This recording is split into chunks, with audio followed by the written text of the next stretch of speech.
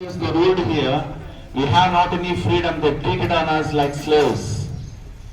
But our great freedom fighters, they struggled against on the British and they sacrificed their lives. So finally, we got, after some hundreds of years, we got an independence, 1947, August 15th.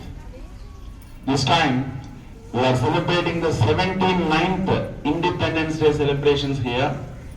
Yes, you know what is independence, everything we are enjoying here, very happily living.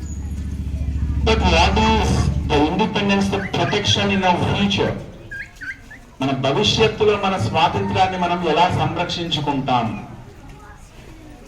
Students, in your future definitely you will make a good position of yours, like so already madam said to you, discipline and a great determination and dedication, like all these activities you can practice and participate, you can achieve the good things definitely in your future. So today's dear children, but tomorrow's citizen of this country, then how we protect this nation?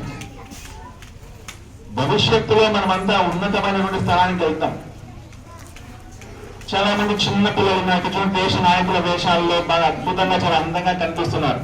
అందులో మహాత్మా గాంధీ గారు ఉండొచ్చు, నేతాజీ సుభాష్ చంద్రబోస్ గారు ఉండొచ్చు, భగత్ సింగ్ గారు ఉండొచ్చు, భరతమాత గారు ఉన్నారు మన దగ్గర. సో ఇలాంటి గొప్ప నాయకులందరూ వేషధారణ మనం ధరించి అద్భుతంగా ఇక్కడ సెలబ్రేట్ చేసుకుంటున్నాం కదా. భవిష్యత్తులో మీరు ఒక అద్భుతమైనటువంటి ఉద్యోగాన్ని సాధించవచ్చు, like a collector, IAS officer, and IPS officer, like a soldier in the border, any government officer, any in the private field, what you are doing that they don't make any corruption activity. ఒక అవినీతి మయానికి వెళ్ళొద్దు.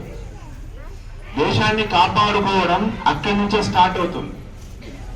భవిష్యత్తులో ఉన్నటువంటి మీరందరూ భారతదేశ సంరక్షణకు అద్భుతంగా పాటుపడాలి. ముఖ్యంగా చిన్న పిల్లలకి పెద్దగా తెలిసిండకపోవచ్చు నేను చెప్పే పదాలు, హై స్కూల్ సెక్షన్ లో ఉన్నటువంటి పిల్లలకి బాగా అర్థమవుతుంటుంది.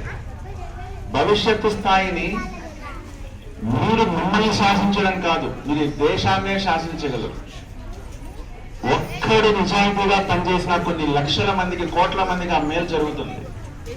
కాబట్టి భవిష్యత్తులో మీరందరూ ఉన్నత స్థానాలకు వెళ్ళాలని కోరుకుంటూ, భారతదేశాన్ని అద్భుతమైన దేశంగా తీర్చిదిద్దాలని కోరుకుంటూ సెలవు తీసుకుంటూ ఇంకోసారి మీ అందరికీ స్వాతంత్ర దినోత్సవ శుభాకాంక్షలు తెలుపుతున్నాను.